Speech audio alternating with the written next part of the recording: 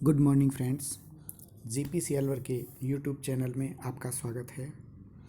आज हम इस वीडियो में कंप्यूटर एडेड पार्ट प्रोग्रामिंग के एपीटी लैंग्वेज के ज्योमेट्री स्टेटमेंट की स्टडी करेंगे। जैसा हमने पिछले वीडियो में देखा था, एपीटी लैंग्वेज में 4 तरह के स्टेटमेंट काम में आते हैं: geometry statement, motion statement, auxiliary statement आदि। सबसे पहला स्टेटमेंट ज्योमेट्री स्टेटमेंट है, जो कि हमारे जॉब या वर्क पीस की शेप को पूरा डिफाइन करता है। ज्योमेट्री स्टेटमेंट का सिंटैक्स है, सबसे पहले हम ज्योमेट्री की टाइप लिखते हैं, उसके बाद स्लैश लिखने के बाद उसकी जो डिटेल है या न्यूमेरिकल वैल्यू है वो डिफाइन करते हैं। सबसे पहले हम पॉइंट को डिफाइन करेंगे। पॉइंट को डिफाइन करने के लिए हम उसे P1, P2, P3, P3, P4 से रिप्रेजेंट करते हैं। सपोज P1 कोई पॉइंट है, जैसे इसमें दिखाया है, P1 is equal two point slash 20, 40, 60, अर्थात P1 एक वह पॉइंट है जिसका x कोऑर्डिनेट 20, y कोऑर्डिनेट 40 और z कोऑर्डिनेट 60 हैं। इसी तरह से एक दूसरा मेथड पॉइंट को डिफाइन करने का है, P2 is equal two point slash intersection of L1 and L2, अर्थात P2 एक ऐसा पॉइंट है जो L1 और L2 के इंटरसेक्शन से बनता है। ज्योमेट्री स्टेटमेंट में डिफरेंट वर्ड्स और न्यूमेरिकल वैल्यूज़ को कोमा से सेपरेट करते हैं। पॉइंट के बाद आता है लाइन।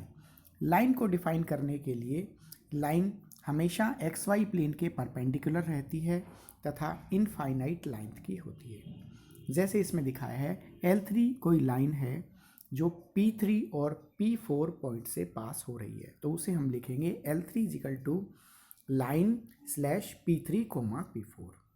इसी तरह से L4 एक लाइन है जो कि P5 पॉइंट से पास हो रही है और किसी एक प्लेन के पैरेलल है, तो उसको हम इस तरह से डिफाइन करेंगे L4 is equal to line slash P5 comma parallel comma L3। यदि हमारी कोई सर्कुलर सरफेस है, सिलेंड्रिकल सरफेस है, तो हम उसको ज्योमेट्री स्टेटमेंट में सर्किल से डिफाइन करते हैं। सर्किल XY प्लेन के हमेशा परपेंडिकुलर होता है, अर्थात Z प्लेन में होता है और इनफाइनाइट लेंथ तक एक्सटेंड होता है।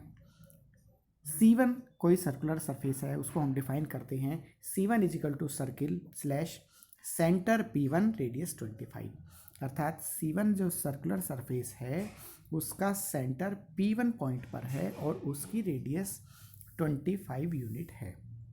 इसी तरह से C2 कोई दूसरी सर्कुलर सरफेस है जो कि P4, P5 और P6 पॉइंट से पास होती है। इस तरह से किसी ज्योमेट्री स्टेटमेंट में हम सर्किल को डिफाइन कर सकते हैं। इसी तरह से यदि हमें प्लेन को डिफाइन करना है तो PL1 से हम रिप्रेजेंट करते हैं। PL1 कोई ऐसा प्लेन है जो P1, P2 और P3 पॉइंट से पास हो रहा है।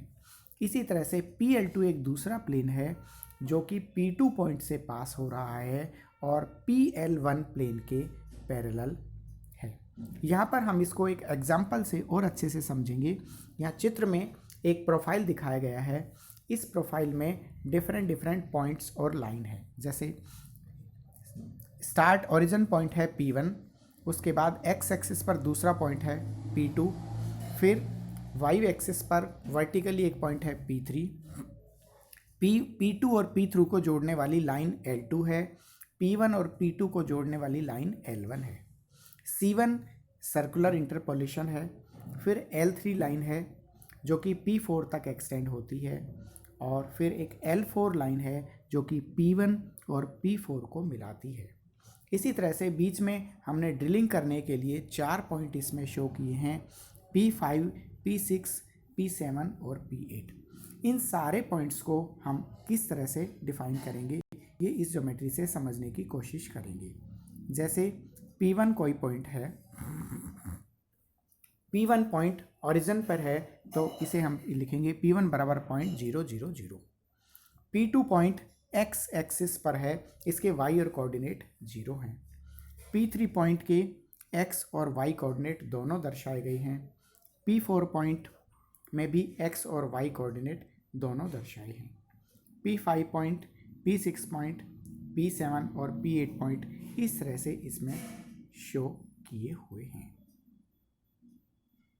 ज्योमेट्री स्टेटमेंट में कुछ कॉमन चीज़ें हम ध्यान रखते हैं, कुछ कॉमन रूल्स हैं इसके।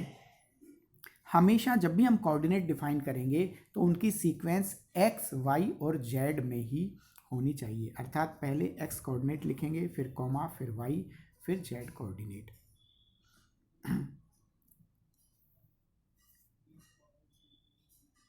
थैंक्स।